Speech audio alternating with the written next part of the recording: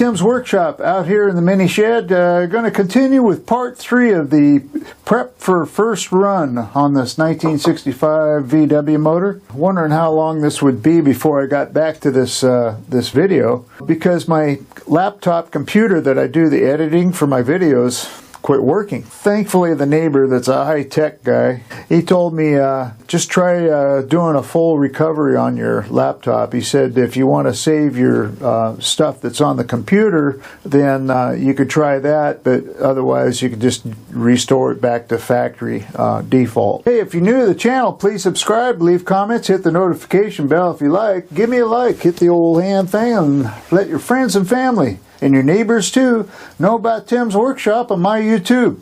Let's get going on this thing. Alright, well, I wanted to show you something that I found, and I don't know exactly where I'm at on it without getting another piece of test equipment that I have on order right now. I was putting on the belt, and I got the belt on. It's really good. You know, it's on there. The 44 pound of torque, I torqued the back nut, right, holding this with the socket, and I torqued the nut on the back, 44, and then I got on the front here and put a screwdriver in here against the screw and hit this at 44 foot-pounds. So I was rotating the engine, and it seemed a little light on compression. What I did is I took all the spark plugs out, and I put in my test gauge, just started rotating it by hand because I don't have a starter on it. I can't use my drill motor on it because it's just too much to turn it. I'm actually able to turn this just by putting the socket up here and turning it. I'll show you here. Okay. I put my gauge on there. I'm getting really low compression. Okay, so I looked it up and they said, yeah, you got to spin this faster than just by hand or you're not going to get a reading. Instead of going for a compression reading, what I'm going to do is hook up my air compressor, and I have the leakdown test kit coming. I got the kit that I ordered. I'll show you what I got here. I got the instructions on how to operate it. You can hook it right up to the spark plug holes, and then I was reading the instructions on this, and what you do is hook it to your air compressor, make sure the valve is closed, right? Hook it to the air compressor, turn the air compressor on, and the needles, this needle will go all the way to 0 when you do that, okay?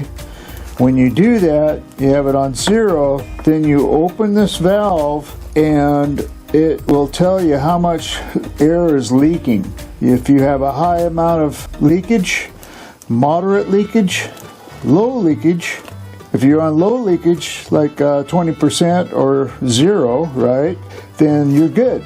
Moderate, you could probably get by with, depending on if it's closer to high or closer to low. And if it's high, then you're leaking a ton of air. Okay, so that's how you test it with this kit.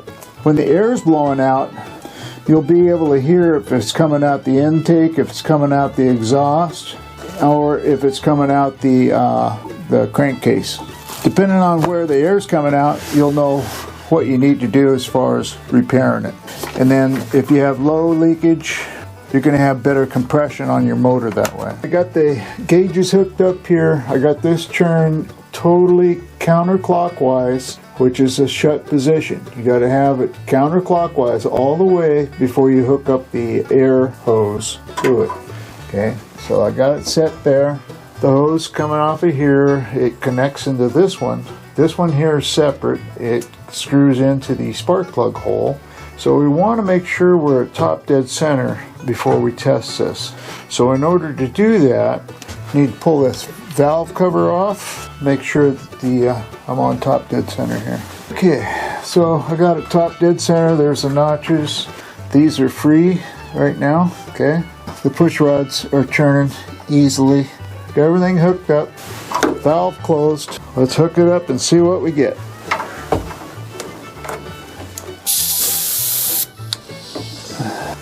So turn this clockwise until this needle hits 0.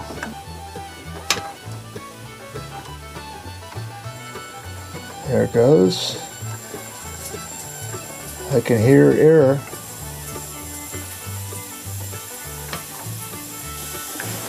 We're at 60%. 60% is not good.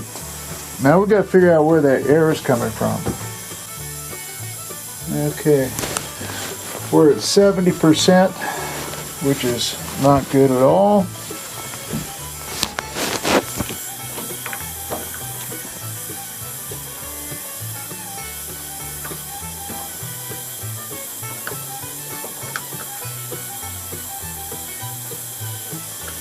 Okay, I'm hearing it come out the intake.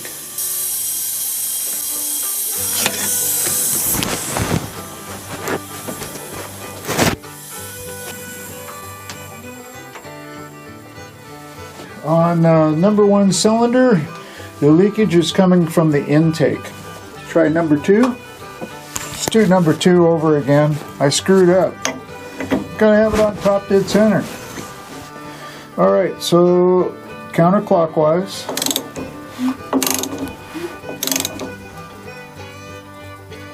There we go. Okay.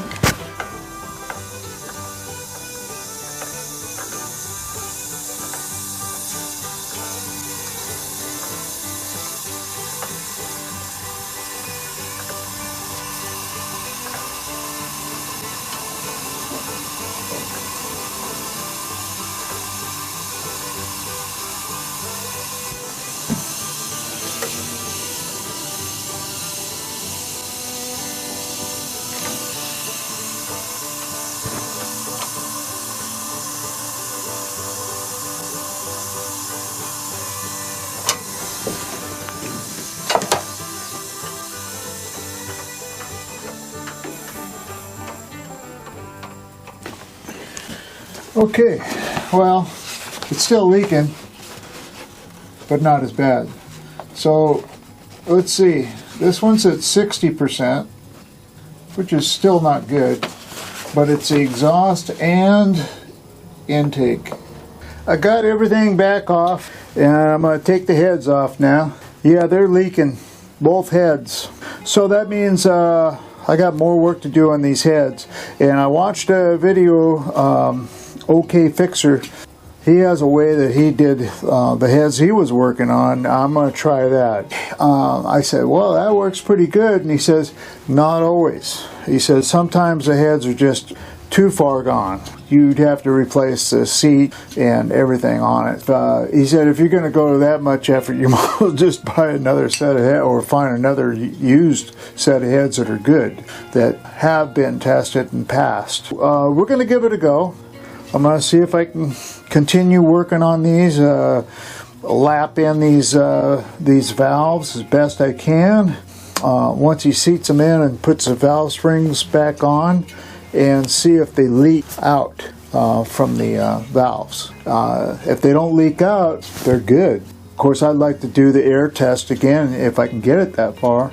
Works good. I mean, I can hear the air coming out everywhere, you know. The thing is about that air, you can hear it coming out one spot that, you know, you can really tell that's where the air is coming out. A tube and put it up to your ear, you can actually hear air coming out the other ports. I don't know if that's, you're hearing the air that's coming out where it's coming out, and it's just the noise is coming out the other side. I think what I could do, maybe put like a rubber glove or something over the other ones, you know, see if it's blowing air. But I think his way of doing it is pouring gas in and see if the gas is seeping out from the valves and the valve seats. Yeah, I think that would be the best thing to do. That's what goes through those valves anyway, is gas. So I'm going to do one head at a time, and if I have success on one head, then I'll move over to the other one. This might be the end of this video, but the next video will be tackling these heads. All right?